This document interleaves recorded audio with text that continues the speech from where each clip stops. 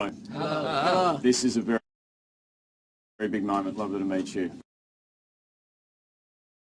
Lovely to meet you too. Thank you very much for coming to our shores. We appreciate it. On behalf of my nation, welcome. How are you finding Australia? You having fun? Great. Yeah, we've had a lot of fun actually. It's actually one of our favourite places that we've visited. Yeah, we've had a lot of time to get out and go and see. Me and him have been things. surfing a few times. Been surfing a lot, so that was good. So you went surfing. You also you were on a boat on Sydney Harbour. Yeah. Playing around.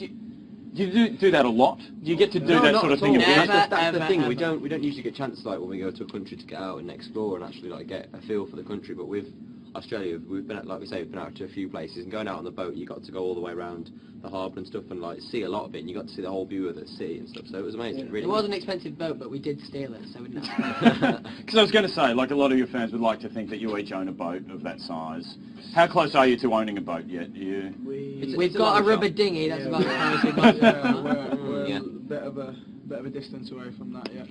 Now, that was pretty early in your trip here. Obviously, the complete hysteria of the fans kicked in pretty soon after that.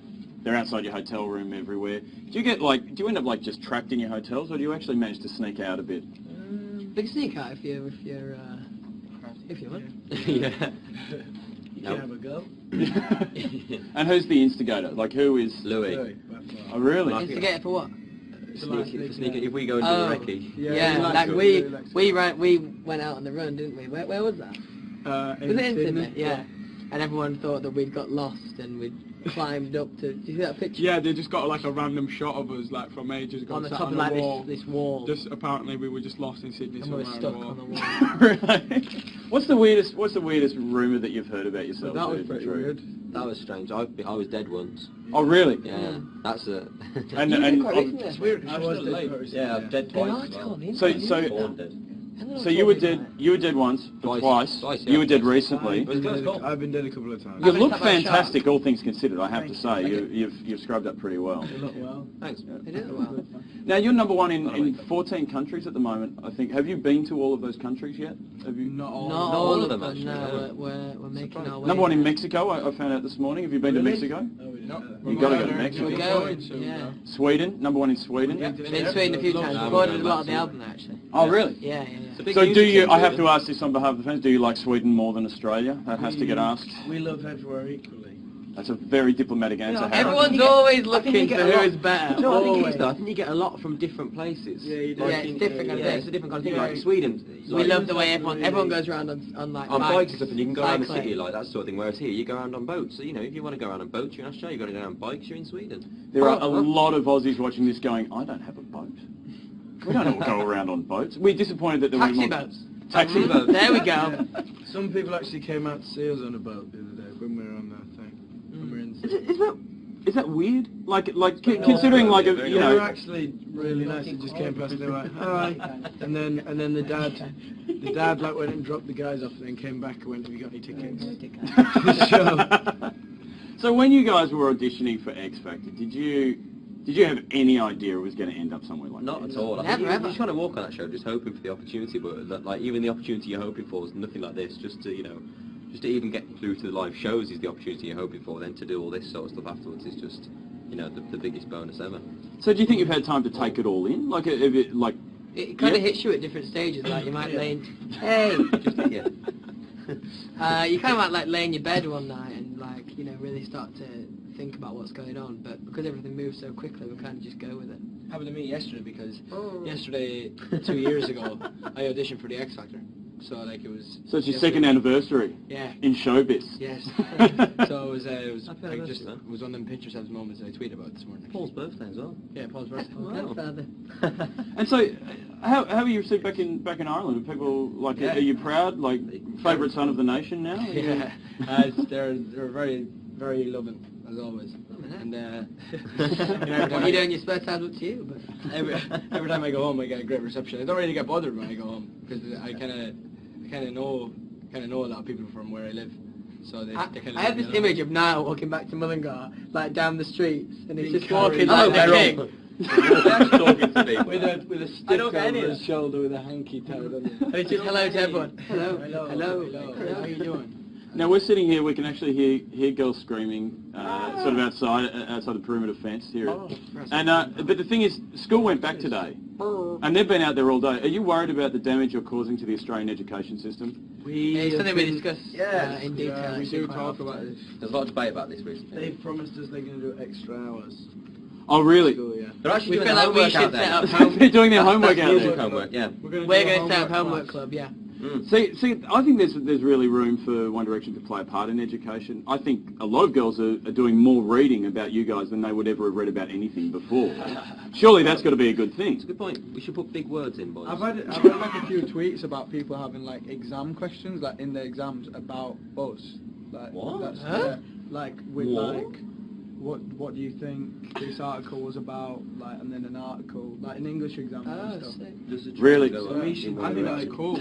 It's amazing. Romeo and Juliet as depicted by One Direction, and we'll play the parts. So is that the future film direction now? You're going to do Romeo and Juliet played by One Direction. Who's going to play Juliet? Julie. Niall, how do you feel about playing Juliet? Is that really fair? I don't really mind, to be honest. Like, I don't really mind. So you'll just do whatever's good for the group. You'll just go along with it. whatever's good, I'm there. So how are you? You're alive today. You're just like, ha. That's good. Ah! Boom. He's had his 2-year anniversary. He hasn't Yeah. really thought much after He that. got hammered last time. So with the fans, like, what's the weirdest thing that's happened with a fan? Somebody asked to lick my face once. That's quite a known story. It's intense. What else has happened? So they do. A girl flashed her boobs to you, didn't she? the Yeah, other day? that's Congratulations, well done. Very proud of you. Very proud of what you've done there, so that's great. And are you the first to have a boob flash? We're in the car, we missed it. I've missed every just, like, at single the one. side of the car, and it's like tinted, and she just got her boobs out, and like I seen it, and I was There's like, been oh, a the girl few. got her boobs out, and then these like didn't get to see Which it. is something that we don't endorse. No, we don't endorse it, but great. it was. But if it happens by accident, Then what can we do? what can you do? What can we what We're can you do? merely bystanders. And it would be rude to look away, surely. I mean, come on. I was tying my shoelace at the time. And then, In the car? yeah, I was just tying my shoelace. You know, as you do. So all the security at the hotels that are sort of keeping the fans outside, have any of the girls been able to get through the security yet? They did in Sydney. Do you remember there that was one girl upstairs on the top floor, and we were going for breakfast, and she'd been on crutches for about. She's on crutches there, like all her friends, and they're just sitting on the floor. She's going down with a big cast on her leg about this width, just sitting She there fought for away like from Somebody tried to kiss like Louis 7 yesterday. hours. Oh yeah. Yeah. That was Yeah. quite strange. Someone tried to kiss you. When, a man? Well, yeah, it was a man. When I was walking back through, it was a press guy. What? Yeah, it was like a. Like a photographer? No, like That an was me. Like an interview. Well, I think was you'd walking remember past. it if I tried to kiss you. He grabbed me, and he started going for the kiss. I was a bit It was like this. I literally went, sit in a bit. Sit eight. And do you just have to be cool with everything that happens to you guys? Well, Like, they had do a you- camera rolling, so if I'd been like, you... And they would have been like, all right. So who's got girlfriends? Like, I've been trying to get certain answers here. You guys have got girlfriends.